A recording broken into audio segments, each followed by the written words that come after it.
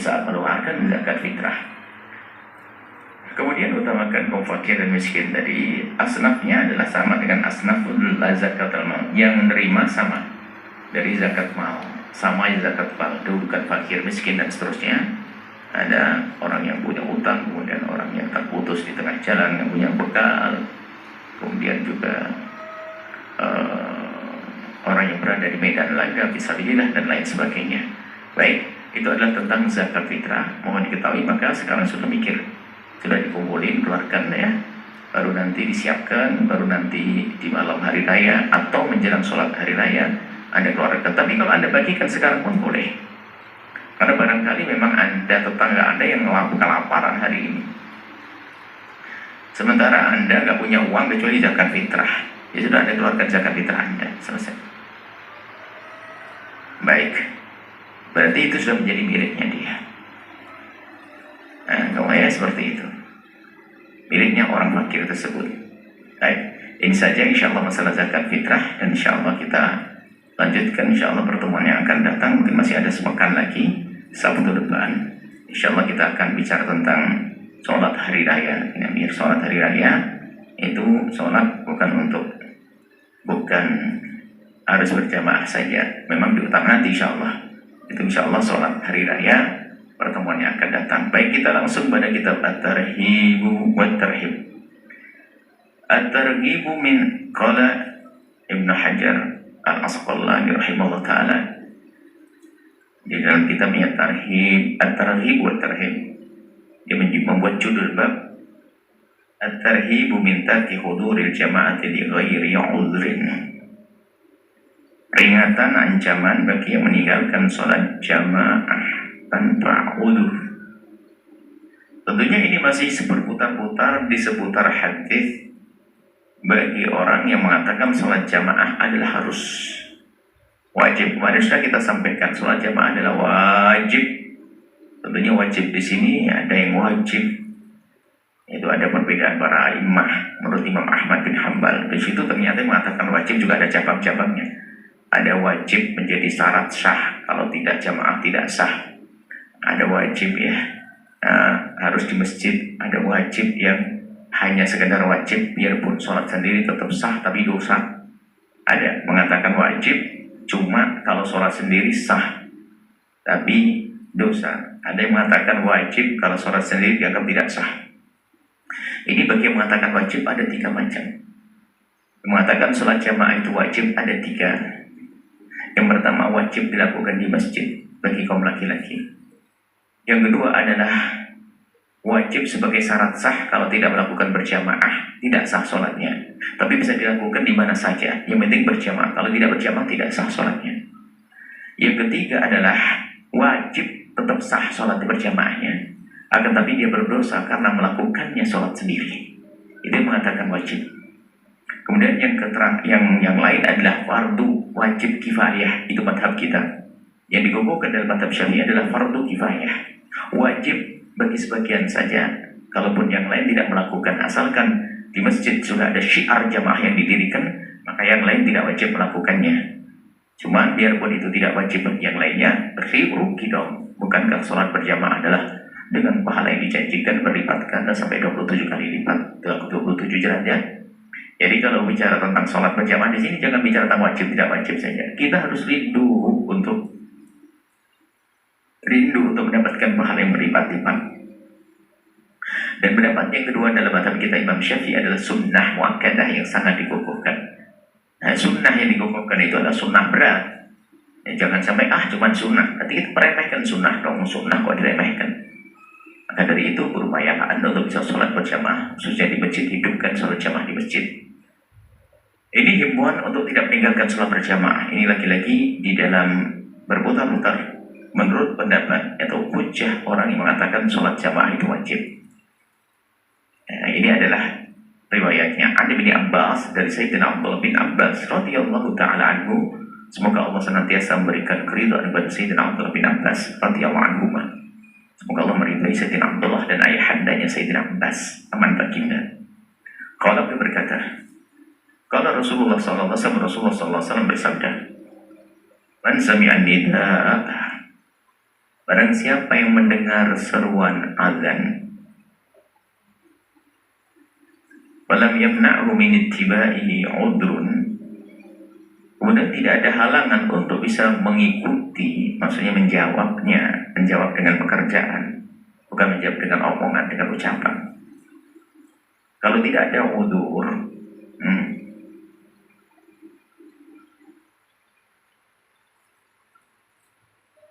maka jangan sampai ada orang mendengar adzan tapi meninggalkan adzan tanpa udzur. Lalu kalau mereka bertanya, apa udzurnya sholat berjamaah ya Rasulullah? Qala khaufun, ada rasa takut. Mungkin di perjalanannya tidak aman. Ini bagi pemberian ya, tidak aman. Atau sampai mau ditagih hutang. Bagi orang yang nggak punya duit. Sebab kalau orang punya hutang lalu tidak punya duit, nggak bisa dipaksa untuk membayar hutang. Lah kok yang punya uang ada di masjid, aduh ketemu dia nanti. Tapi ingat, karena memang dia tidak punya duit. Tapi kalau dia punya duit, lari tidak bayar hutang, dia dosa, dia zalim, rendah, dia akan fajir dia. Makanya yang punya hutang jangan lari sementara Anda punya uang untuk bayar hutang, maka akan difakirkan oleh Allah. Langsung kontan. Orang yang menunda-nunda bayar hutang dan karena dia mampu, kontan difakirkan itu. Rasa fakirnya menguasai dirinya. Tapi orang bercita-cita bayar hutang akan dimudahkan, dibantu oleh Allah. Nah, termasuk mungkin, mohon maaf ada. Nah, ini beberapa waktu yang lalu adalah takut urusan penyakit. Ya, termasuk diantaranya dia bikin orang tidak nyaman. Dia punya penyakit yang menular. Maka tidak usah pergi ke masjid. Punya penyakit yang menular, tidak usah pergi ke masjid. Banyak nanti uturnya, tidak disebutkan. Zaman 2 tahun yang lalu apa? Covid, corona. Kalau Anda punya, nggak usah maksain. Karena Anda akan mengganggu orang lain. Dan tolong bagi orang yang tidak peduli dengan saudaranya untuk bertobat hari ini, dia telah menyakiti orang lain. Misalnya dia sudah dulu bersin-bersin, nggak mau pakai masker, kemudian berkumpul di masjid seperti itu, dia ganggu yang lainnya. Orang di sampingnya gelisah, itu dosa. Buat orang lain adalah gelisah. Ya, urusan tawakal nggak begitu bunyi tawakal itu usaha dulu. Termasuk, mohon maaf, sampai disebutkan nanti. Di sini tidak disebutkan, tapi nanti ada riwayat-riwayat lain menyebutkan. Mohon maaf, jika dia itu punya aroma atau sesuatu yang sangat mengganggu orang lain, maka di dalam mazhab Imam Malik malah dilarang, bukan sekedar tidak boleh. Ya, apakah mungkin, mohon maaf, ya, dia punya aroma yang keringat yang berlebihan sekali. Pokoknya bau yang tidak nyaman, tidak enak itu akan mengganggu.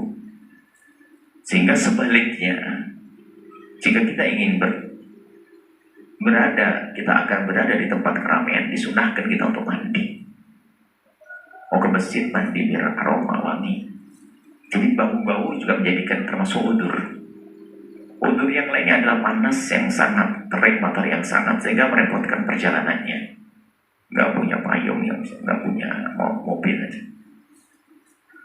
Atau hujan deras yang jika seandainya di atas itu pasti akan basah. Udzur jamaah. Begitu sebaliknya, kalau nanti berada di masjid lalu hujan deras, maka dia boleh menjamak malahan. Kalau hujan deras, sholat duhur lagi hujan deras, maka sudahlah kita lagi hujan, kebetulan Allahu Akbar, satu ada maqamat, maka dia melakukan sholat duhur sekalian dijamak asarnya juga. Karena ini hujan, musim hujan, sehingga nanti kalau musim hujan kan biasanya jalan becek dan sebagainya. Kalau pulang nanti balik lagi sholat isya, sholat asar jadi repot. Sehingga ada jamak karena hujan itu ada. Tentunya dengan aturan-aturannya, bahwa waktu kita memulai takbiratul ihram itu ada hujan. Waktu kita mulai takbiratul ihram yang kedua itu dalam keadaan hujan. Jadi antara salam dengan takbiratul ihram sholat yang kedua adalah ada hujan turun. Baik, kemudian itu bahasan lain lagi.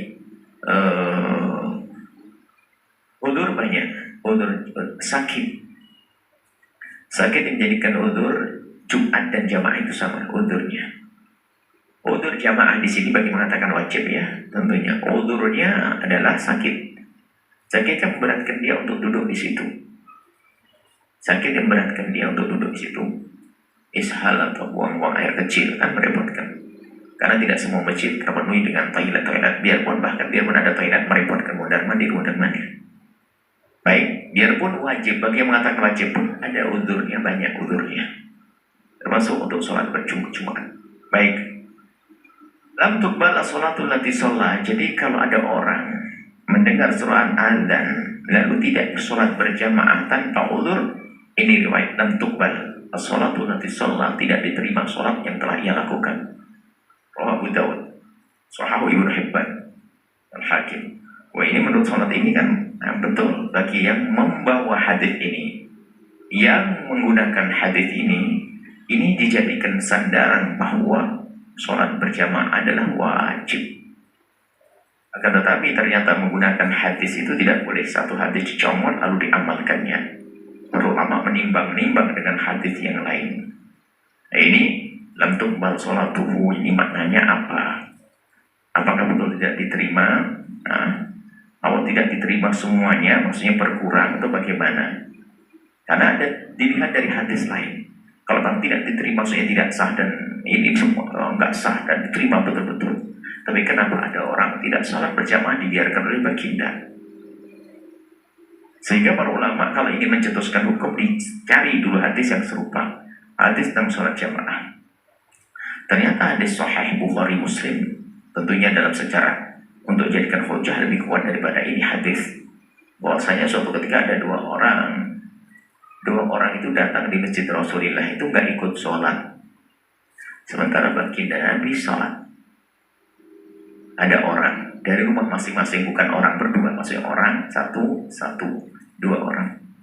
Rupanya orang ini tidak sholat berjamaah dengan Nabi, lalu ditanya, kenapa kalian tidak sholat dengan kami? Orang itu menjawab, qad shallaina fi rihalina. Kami sudah sholat ya Rasulullah di rumah kami, maksudnya sudah sholat sendirian di rumahnya. Nah, Nabi tidak marah, tidak mengatakan sholatmu tidak sah, ulangi, tidak. Cuma Nabi mengatakan, idza shallaituma fi rihalikuma, jika kalian berdua sudah sholat di rumah kalian, tumma adraktuma, kemudian kok kamu menemukan al-jannah. Nabi tidak mengatakan ini sebuah keharusan. Berarti ini bukan wajib, kan gitu. Berarti Nabi membiarkan, tidak marah, cuma diberi himbauan. Ada lagi banyak riwayat seperti fa'yumar rajulin adrakatul sholatu, kalau ada orang menemukan waktu sholat tiba, ya hendaknya sholat, dia melakukan sholat haitsu kana, dimanapun dia berada. Maksudnya jangan sampai ada orang meninggalkan sholat. Kalau bisa berjamaah, hendaknya berjamaah. Kalau nggak bisa ya sendirian seperti itu. Dan masih banyak riwayat-riwayat yang menunjukkan bahwa itu adalah berarti sholat berjamaah adalah bukan suatu yang wajib ain orang per orang, tapi antara fardu kifayah atau sunnah muakkadah. Perbedaan di antara para ulama. Kalau Anda mengikuti yang mengatakan sholat jamaah wajib, bagus, biar Anda tidak malas selalu meninggalkan sholat berjamaah. Tapi selagi ini masih ada perbedaan pendapat, kita pun juga tidak boleh memaksakan orang untuk sholat berjamaah dengan keras, tapi hendaknya dengan himbauan yang sangat luar biasa, himbauan kuat, karena besarnya pahala keutamaan di dalam melakukan sholat berjamaah. Kemudian wa an Amri bin Ummi Maktum, dari saya an Abdullah wa ibni Ummi Maktum, dari Sayyidina Abdullah bin Ummi Maktum,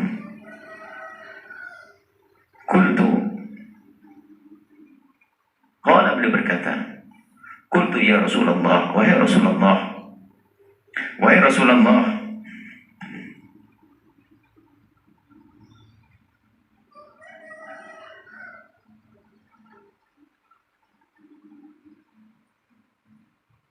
Ana dharirun,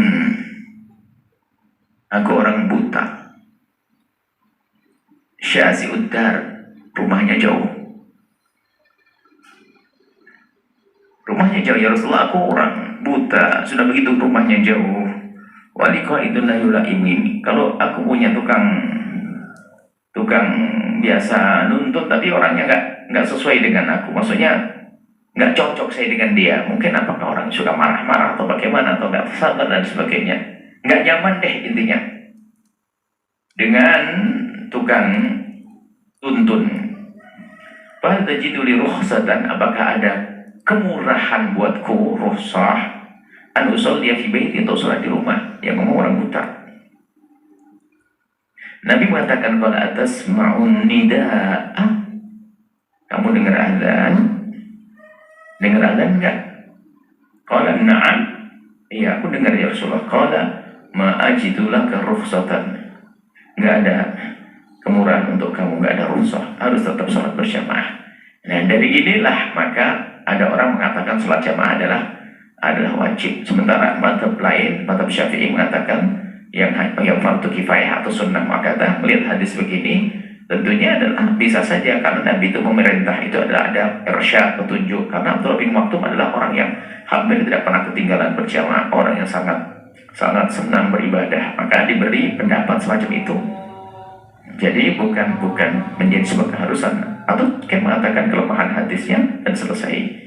Cuman yang jelas ini adalah perbedaan pendapat. Jadi ini hadis dipakai oleh orang yang mengatakan bahwa sholat jamaah adalah wajib secara pribadi, wajib ain, fardu ain. Rawi Ahmad, hadis riwayat Imam Ahmad, Abu Dawud, Ibnu Majah, dan Imam Ibnu Majah. Washahahu Ibnu Khuzaimah wal Hakim, dianggap sahih, disahihkan oleh Ibnu Khuzaimah dan Imam Hakim. Ini adalah tentang sholat berjamaah. Maka dari itu, ini riwayat-riwayat menunjukkan pentingnya sholat berjamaah. Maka jangan sampai Anda mengentengkan sholat berjamaah. Tentunya target pertama, jadi kita sudah harus lintas untuk menggapai keutamaan. Harus kita memperhatikan madhab-madhab lain supaya kita waspada. Dan jangan sampai kita tidak rindu kemuliaan yang dijanjikan. Sehingga targetnya pertama, sebisa mungkin Anda sebagai kaum pria jangan sholat fardu kecuali di masjid. Ini target utama. Di masjid yang ada di rumah Anda, atau tempat perkumpulan yang lain seperti musola. Musola di sini sudah masuk. Nah, musola itu biarpun dia belum diwakafkan untuk masjid, untuk sholat khusus, tapi sudah tahu orang itu untuk sholat, maka musola. Kemudian mentok-mentoknya, jika ternyata masjid nggak ngejar, musola juga ada di kantor, buat musola di kantor. Apalagi karyawannya banyak. Dan memang kebayang kalau seandainya karyawan 1000 sholat di masjid sampai pabrik full, belum wudunya, nggak tahu berapa lama nanti. Mending disiapkan tempat khusus untuk sholat berjamaah. Beri waktu, ada tempat wudhu yang enak, sholat berjamaah. Kemudian ujung-ujungnya terakhir, pastikan Anda tidak berani sholat sendirian. Khawatir tidak diterima, tapi kalau sholat berjamaah itu akan mudah diterima. Sehingga biasakan hidup tolong-menolong, mentok-mentoknya harus dikawani, ditemani oleh temannya. Sehingga nanti pada akhirnya pun hendaknya bisa tolong-menolong di dalam sholat berjamaah. Kalau kita menemukan saudara kita belum sholat berjamaah dan kita sudah, lalu kita melihat dia kelihatannya bingung, toleh cari kawan, maka berdirilah Anda, biarpun Anda sudah sholat berjamaah, untuk menemani orang tersebut. Dan sholat Anda adalah sholat mu'adah. Mengulang sholat dengan berjamaah adalah dianjurkan untuk menolong orang. Jadi tetap mengutamakan sholat berjamaah. Adapun wanita di rumah, kalau hendak ke masjid, la tamna'u ima'akum, la tamna'u ima'allah an masajidillah. Jangan kelarang perempuan-perempuan dari masjid Allah. Tentunya wanita juga boleh sholat berjamaah, tapi tidak menjadi sebuah keharusan seperti keharusannya kaum pria. Dengan catatan kalau memang masjidnya adalah masjid yang aman, masjidnya terhormat. Masjidnya terhormat mulai dari tempat wudhunya, Maka kalau Anda sebagai wanita menemukan di masjid tempat wudhunya tidak sehat, kalau Anda berwudhu pasti aurat Anda terlihat, Anda tidak usah pergi ke masjid itu. Karena Anda butuh akan berwudhu. Maka Anda akan melakukan keharaman pada akhirnya nanti. Maka kami himbau kepada pengurus masjid, hendaknya betul-betul peduli tentang halal. Kalau sholat tuh nggak buka aurat, pasti pakai mukena. Tapi kalau wudhu pakai mukena basah. Sholat pakai mukena, kalau wudhu enggak, pasti lepas.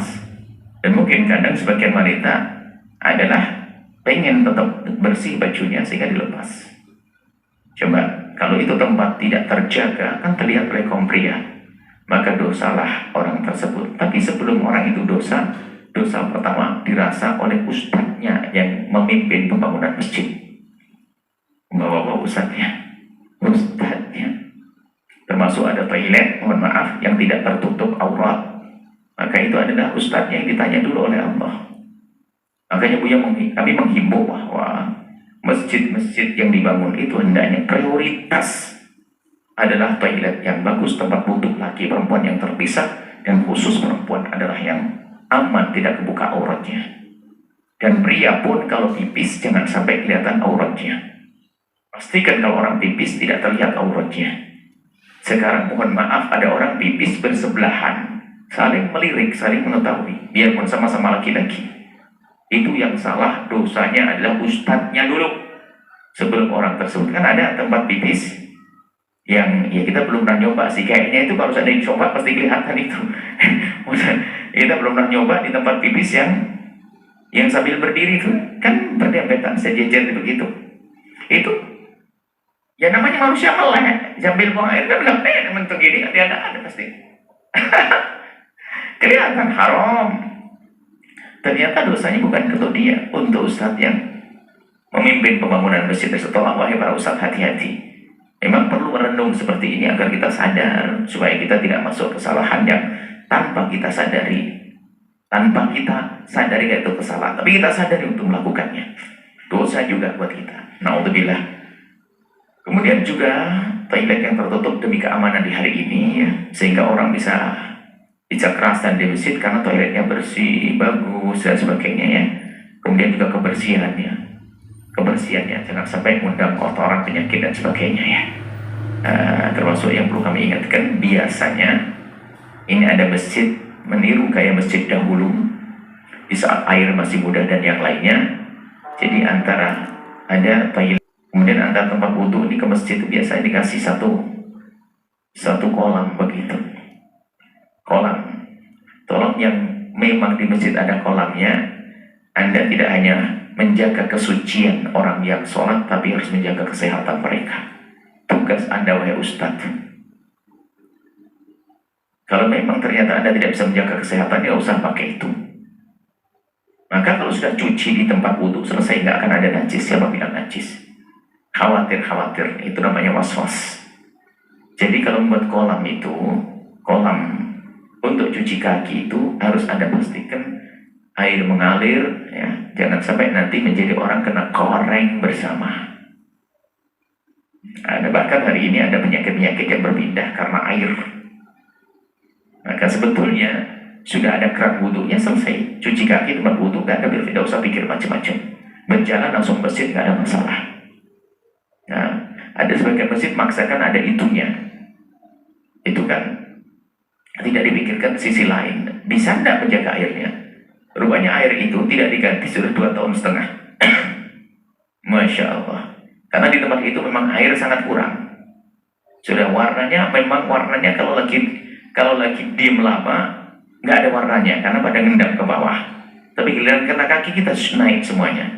Itu bercampur antara si kudis, si koreng, si naudzubillah. Mohon maaf ya, perhatikan sisi ini. Islam itu harus bersih loh ya. Sehingga mungkin Anda pun sebetulnya Anda tidak tegel, tidak tega, sehingga harus melangkah melewati itu semua. Ini adalah sisi lain, jangan sampai kita ingin menjaga kesucian, akan tapi kita lupa kebersihan. Tapi sebetulnya selagi orang di toilet pasti dia mencuci, kemudian keluar dari toilet ke tempat wudhu sudah selesai. Gak usah mikir bahwasanya tempat wudhu ada najis, siapa kencing di tempat wudhu? Gak ada orang kencing di tempat wudhu. Tempat wudhu adalah tempat wudhu. Kapan tempat wudhu jadi tempat kencing? Kalau ke orang di tempat wudhu dianggap najis, ini bagaimana Anda ini? termasuk mengingatkan saja, sebab kita menemukan di sebuah tempat itu Masya Allah, apalagi masjid yang kurang makmur sehingga biaya cari air itu susah. Ya, airnya itu saja, kemudian desain nggak ada pembuangannya. Tapi kita menemukan air di sebuah tempat itu memang ada, airnya mengalir terus kemerocok. Ya itu bagus, enak, nggak apa-apa. Nah ini agar orang nyaman sholat berjamaah. Ya, sholat jamaah masjidnya sebisa mungkin nyaman, bersih.